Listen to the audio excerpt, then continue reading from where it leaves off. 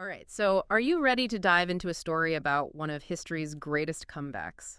Oh, absolutely. And this isn't just any comeback story, is it? This is Napoleon we're talking about. We're talking Napoleon Bonaparte, the Battle of Marengo, and a turn of events that could have rewritten the map of Europe. It's 1800, and Napoleon, he's already making a name for himself. Yeah. Ambitious, driven, and he's got this grand plan to bring northern Italy under French control. Northern Italy, which at the time was controlled by the Austrians, so I'm guessing Napoleon isn't just sending them a politely worded letter asking nicely, right? He's got something a little more forceful in mind. He decides on a classic pincer movement. Okay, for those of us who haven't spent our weekends studying military tactics, what does that mean exactly? Basically, he's planning to trap the Austrian army, hitting them from two sides at once. Imagine a pair of jaws snapping shut. Effective, but you'd need to be incredibly precise to pull that off. You need meticulous planning, knowledge of the terrain, the enemy's movements. And this is where it gets interesting. Napoleon, a man known for his strategic brilliance, he slips up. Slips up. How so? He miscalculates. He thinks the Austrians are on the retreat, when, in reality, they're advancing. And to make matters worse, he drastically underestimates their numbers. So he's walking into a trap of his own making. Essentially, yes. It's June 14th, 1800. Imagine the scene. Scorching hot day, tensions are running high, and a French detachment, they stumble right into the heart of the Austrian force. We're talking 30,000 strong. That's like walking onto the set of a gladiator movie, except you're not the gladiator. You're the one who didn't get the memo about the fight scene. Talk about a bad day to be a French soldier. They're outnumbered, outgunned, completely caught off guard. So what happens? Do they just surrender on the spot? They're fighting for their lives, desperately trying to hold the line against wave after wave of Austrian attacks. Just imagine the chaos, the noise, the sheer exhaustion of trying to hold your ground when you're facing those kinds of odds. Okay, so I'm already on the edge of my seat here. It's a desperate situation. What does Napoleon do next? So the French are massively outgunned, exhausted. They're clinging onto survival by a thread here. What's Napoleon's next move? Well, in those desperate moments, there's only one thing he can do, and that's buy time. Buy time. How? His forces, battered and bruised as they are, they manage to hold on just long enough for reinforcements to arrive. Reinforcements. Now that's what I call a lucky break.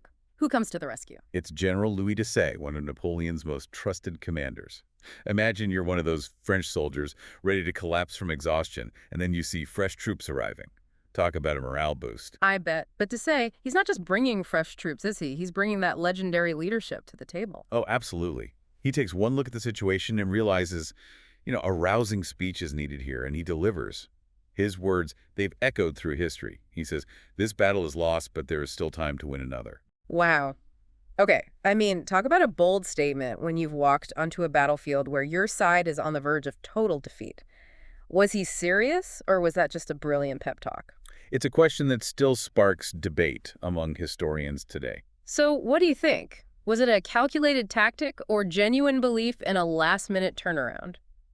It's hard to say for sure, but one thing's certain. Desaix's words, they had a profound effect on the French troops. And this is where Napoleon, always the opportunist, sees his opening, right? Precisely. Inspired by Desaix, the French launch a desperate counterattack. And the Austrians, well, they're expecting a rout, not a resurgence. They're caught completely off guard. Overconfident, maybe a little complacent. It's a classic mistake in warfare. And a golden opportunity for a strategic genius like Napoleon. He exploits their disarray, pushes his advantage with everything he's got, and remember that pincer movement we talked about. The one that went off the rails spectacularly. That's the one. It finally comes into play, but not as originally planned. So he's adapting, thinking on his feet, using the chaos to his advantage. Absolutely. And slowly but surely the tide begins to turn. The Austrians, they find themselves pushed back, the momentum shifting against them. So the tide has turned. What seemed like certain defeat for the French has become a fighting chance. And a chance they grab with both hands. The Austrians, they're driven back, their formations crumbling. It's a stunning reversal, all thanks to Desaix's arrival and Napoleon's quick thinking under pressure. But victory often comes at a cost, doesn't it? It does.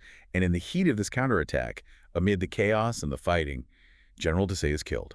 Desaix, who just moments ago was a beacon of hope for the French army, gone just like that. It was a devastating loss, both for Napoleon personally and for France. It's easy to get caught up in the grand narratives of history, but moments like this really remind you about the human cost of these events. Absolutely. Every battle, every campaign, it's a story of individual lives lost and forever altered. So the French, they ultimately secure victory at Marengo, but it's a bittersweet victory for sure. A bittersweet victory that would change the course of European history.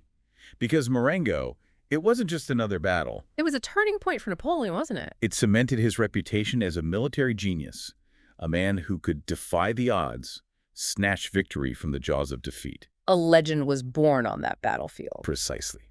And with that legend came power. Marengo solidified Napoleon's control over France and sent shockwaves of anxiety through the courts and capitals of Europe. And speaking of legends and shockwaves, we can't talk about Marengo without addressing the elephant in the room, or should I say, the conspiracy theory in the history books. Ah, yes. The theory that Napoleon, the mastermind strategist, might have orchestrated the entire thing.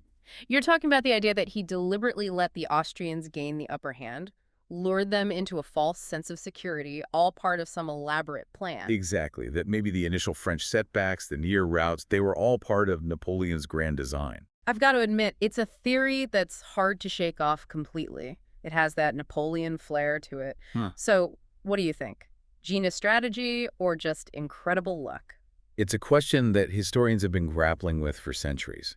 And it's a testament to Napoleon's strategic brilliance, or perhaps his luck, that we're still debating it today. Maybe we'll never know for sure. But that's part of what makes history so fascinating, isn't it? The mysteries, the debates, the what-ifs. It's a puzzle. And we get to keep searching for those missing pieces, trying to understand the motivations and the choices of people who lived centuries ago. So if there's one thing our listeners can take away from this deep dive into the Battle of Marengo, what would it be? I'd say it's a reminder that history, it's not just a collection of dates and battles.